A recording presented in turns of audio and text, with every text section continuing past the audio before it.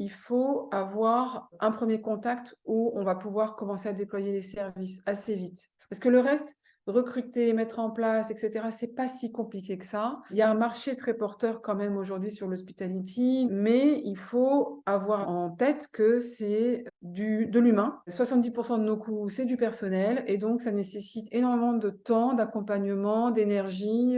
C'est vraiment une activité qui nécessite de la proximité. C'est-à-dire que c'est vraiment de la prestation de service et donc il faut du back-office, nous, mes collègues, qui viennent en support des équipes sur place. Si on veut dupliquer le modèle en dehors de l'Île-de-France, il faut avoir des bureaux à proximité. On ne peut pas piloter des sites à Lyon avec des gens à Paris. Moi, j'y crois pas. Là, on est en train de se développer sur le sud de Paris où on connaît moins les acteurs de l'ESS, mais on va aller les voir. On va sur le terrain, c'est-à-dire qu'on va vraiment prendre du temps pour aller rencontrer la mairie, rencontrer les assos, aller voir comment ils travaillent, leur montrer notre site, etc. Donc, c'est un travail de proximité. Il faut voir les gens, il faut connaître sur place et faut aimer aussi son quartier. Il faut aimer partager son territoire avec les salariés et leur donner envie de changer leur regard. Moi, c'est ça qui m'a motivée aussi beaucoup au début, c'est que je trouve que c'est triste. Des fois, j'ai recruté en Seine-Saint-Denis quand je travaillais comme DRH et c'était difficile d'attirer les gens parce qu'ils avaient une image de la Seine-Saint-Denis qui était abominable, alors qu'il y a tellement d'énergie